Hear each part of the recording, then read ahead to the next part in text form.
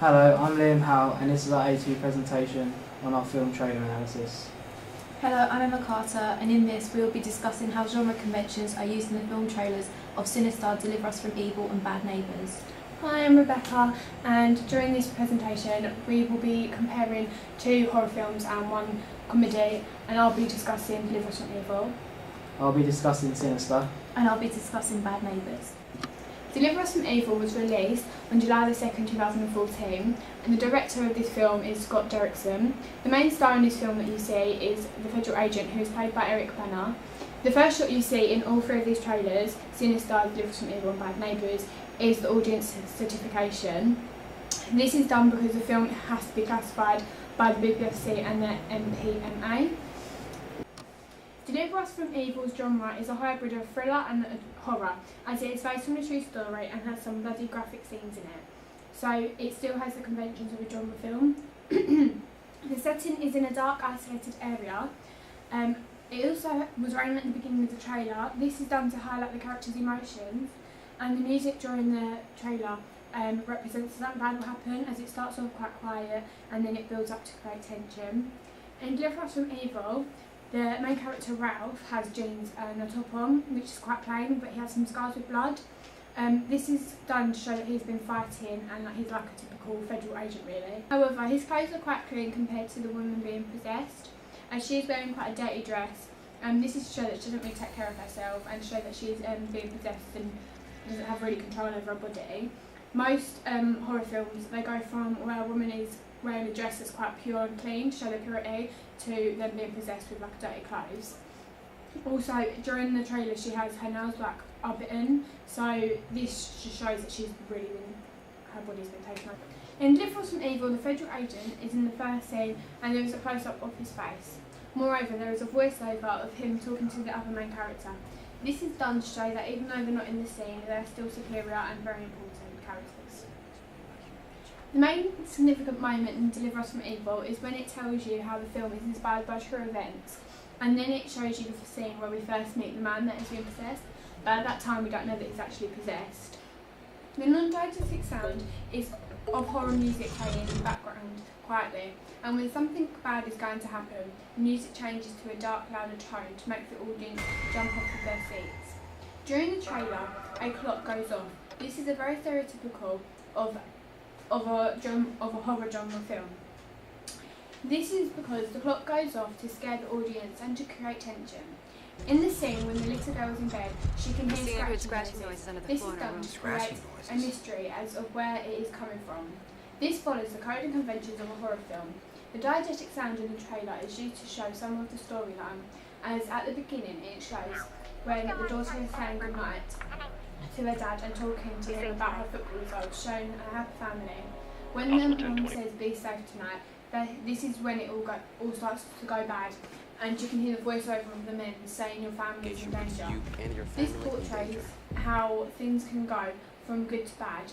Sound bridges and contrapuntal are used throughout the trailer as it creates a more scary mystery atmosphere. Voiceovers are used in the trailer at the beginning. When the man asks him about his family, as soon as the word family is said, a quick scene of the agent's family is shown. This is done to create suspense, as you are left wondering what will happen to the family, as it foreshadows something bad. The voiceovers are done by 2 main characters speaking. This has a certain impact, as it makes you have a stronger link towards the characters and you believe it more as it is coming from them. During the trailer, the word evil and family is repeated. This is done to engage the audience, to make them ask questions such as why or what will happen. This engages the audience as you are on your edge of your seat trying to find out what will happen to the family and what is possessing the man. In the script, the word mummy is also repeated. This shows the little girl's fear and to make you have emotion towards her and to feel sorry for her because of what she's going through. The trailer goes in a linear order, which with some exceptions. This is done as if it was in linear order you would know what mostly happens, therefore you wouldn't want to see the film.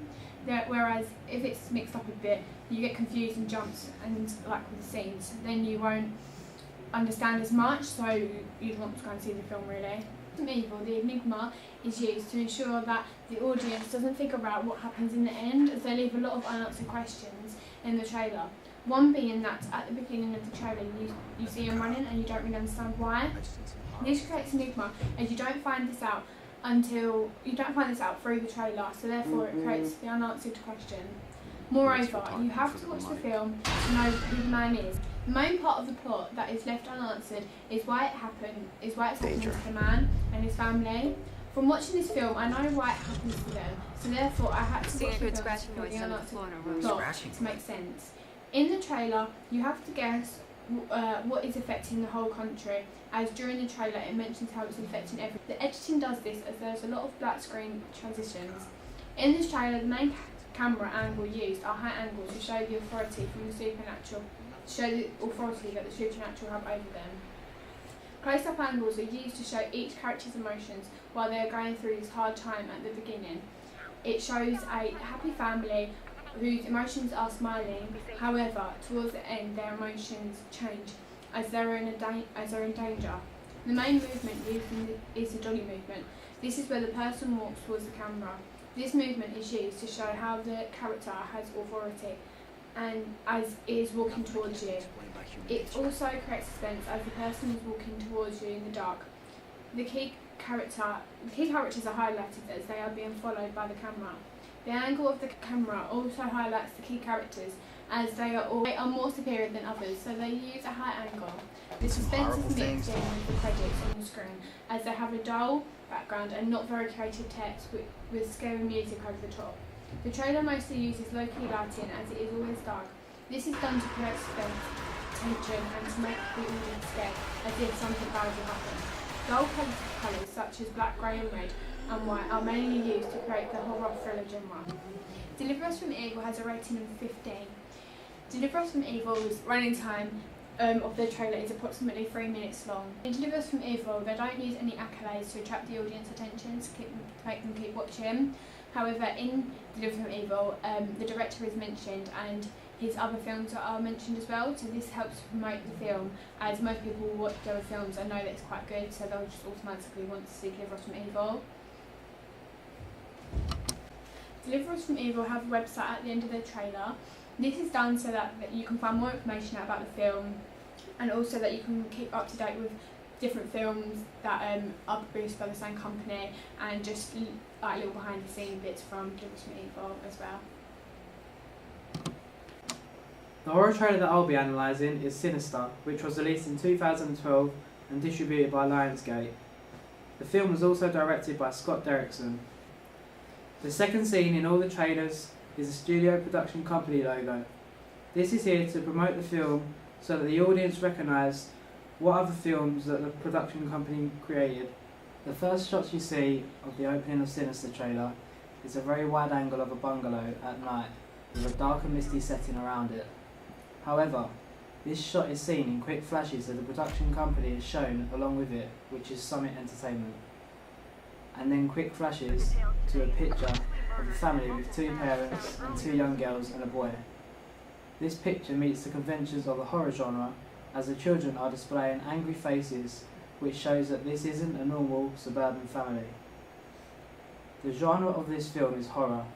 We can tell this as the audience of the trailer straight away because it begins in a dark and misty setting and then uses quick flashes and non-diegetic sound of a news report commenting on the murder of a family, ghostly murder of a local family, whilst there is also non-diegetic music behind it, creating tension already at the beginning of the trailer.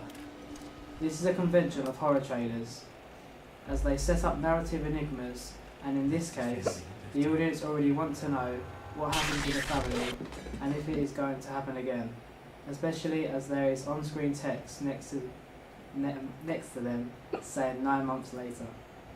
There are many significant moments shown in the trailer of the movie, like the beginning, where the family had been murdered 9 months before the characters' family moved in, when the box of the film footage of the murders of previous families' murders is found, and then the events what disrupts the peaceful life of this family.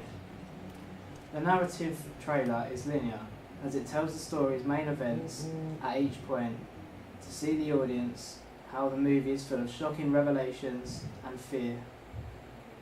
The characters are highlighted through close-ups of them showing fear as an emotion, or wide shots to show how something peculiar is happening around them, even if they are not aware of it at the time.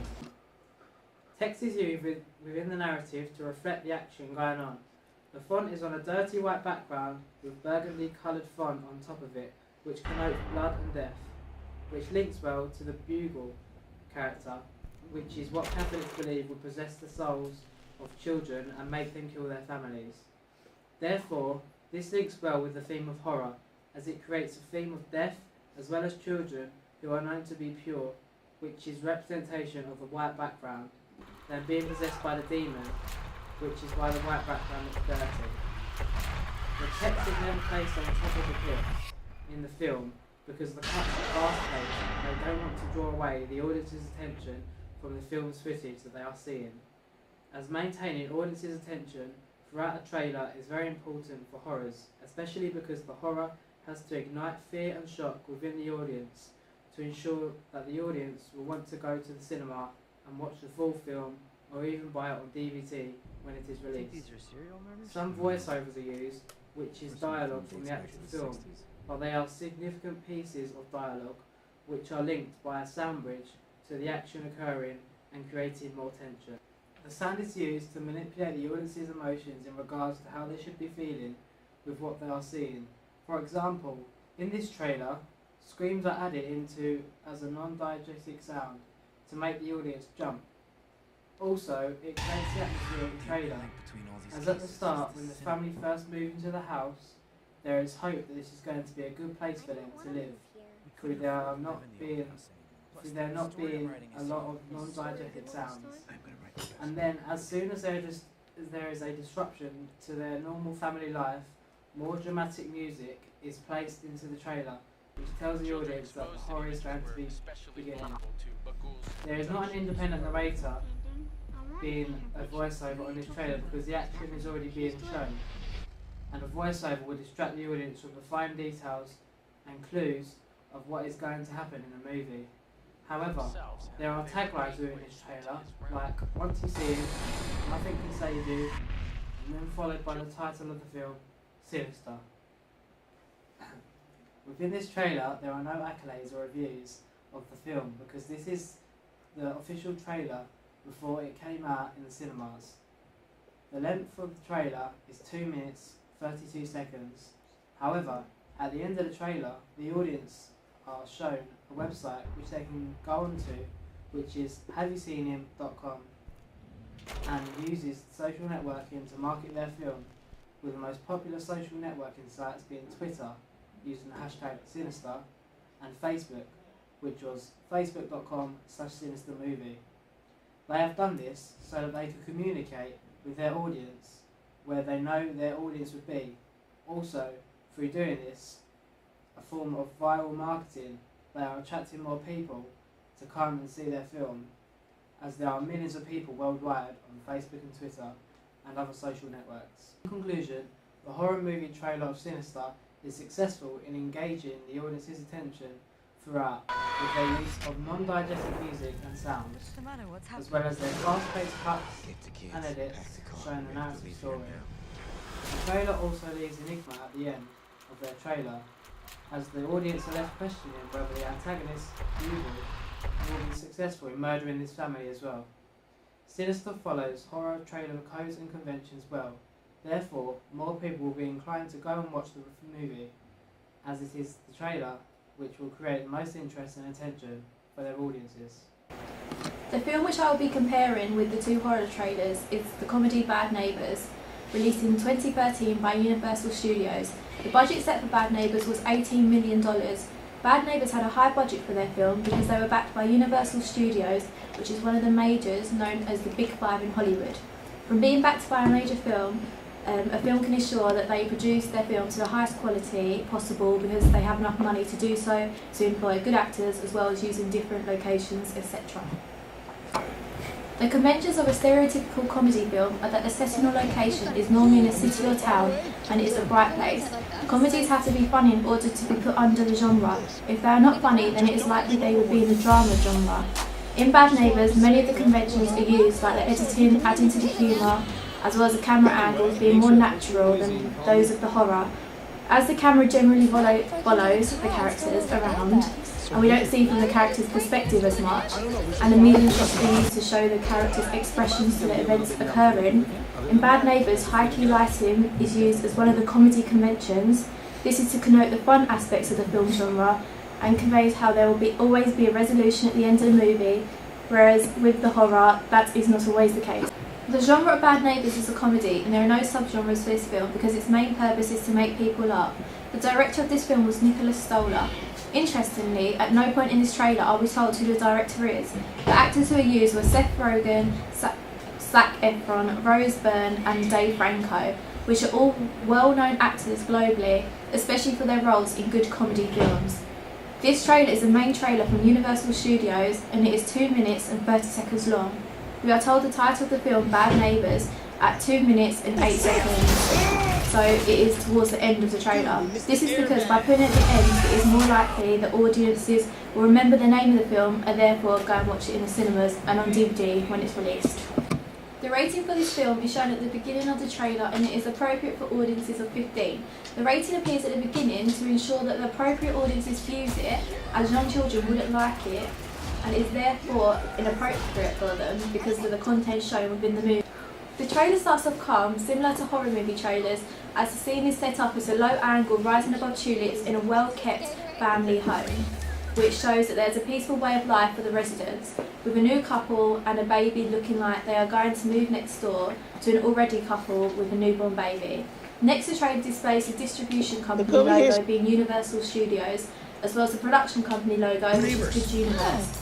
Straight away, a wide angle is used to show the new neighbours, which turn out to be fraternity house students, to the shock of the couple. The audience knows straight away from the diegetic dialogue is at a fraternity, over-the-shoulder shot to show the character's shock, not what this couple would expect to be living next door to. And also, she says, we should go over there, conveying that this is going to be a battle between the youngsters and the couple.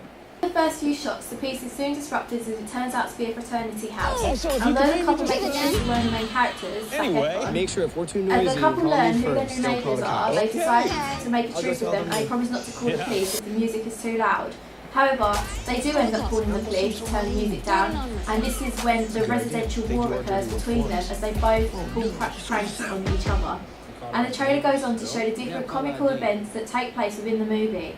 All the clips shown are generally the funniest parts, as this is what will grab the audience's attention and make them want to go and watch the comedy. It is especially important for this trailer to push the boundaries of comedy, showing the pranks which are pulled within the two houses, because there is a lot of competition as comedies are so popular as soon as they are released. So they need to ensure that their film stands out. The main characters are given the most screen time because they are the well-known characters such as Zac Efron and Seth Rogen, as well as Rose Byrne and Dave Franco. It is on purpose that these characters are shown because they provide the comical moments, therefore they are the ones advertising the movie to the audience. Bad Neighbours leave an enigma in their trailer because the audience are left with who is going to win the residential war, or if it is ever resolved between the two different groups. These unanswered questions will leave the audience wanting to watch the film in order to see who perceives to win. Also, the trailer has included many of the different pranks, which are very comical. However, the film will contain many more and the audience can only see them if they watch the rest of the film. This film is more of a battle comedy as the two groups of people go against each other as a sort of residential war. There are no taglines which are used in the making of this trailer. This could be due to the fact that the film is a comedy, so they don't really need taglines to create tension or drama like a horror movie would do. There are no accolades in this trailer to attract their audiences. The producers tried to use the main comical teaser footage of the film to attract their audiences to come and watch it in the cinema. There is a website linked with the trailer. This shows that the main purpose of releasing this trailer was to attract the audiences into watching the final film, whether it is at a cinema or on DVD, through audience interaction. The advantages, which including a website, would have been is that this would create more attention to the film through its audience, as it would allow audiences to interact with the film and the actors and more. As a website would allow also behind the scenes and deleted scenes, which some audiences would enjoy, especially within the comedy genre because it is meant to be funny. As well as this, the trailer also has the option to share on the social networking sites such as Facebook and Twitter. This is their form of viral marketing, as they know that this is the place that over 90% of their audience will see the trailer through, and this is through the use of sharing and liking it on these sites. This is good to use. It attracts mass audiences, as Facebook and Twitter has millions of users worldwide who will be able to see the trailer and share it on with their own friends, meaning it is in more popular demand. In this film, there is no taglines, and this is because it really isn't a convention of the comedy genre as it is for the horror, because it creates more suspense. In conclusion, the comedy movie trailer of Bad Neighbours is successful in engaging the audience's attention throughout, as they make good use of the comical clips they have in the film and adding the diegetic dialogue on top of that. And then adding the diegetic dialogue on top of that for more effect, which makes the trailer even funnier in explaining some parts of the narrative story. The trailer leaves an enigma for the audience because there is so many different parts to the residential war, and the audience are not shown at the end who will be victorious, if anyone at all. Therefore, the audience have to go and watch the movie in order to find out what happens in the end, as well as seeing the other funny features in the movie.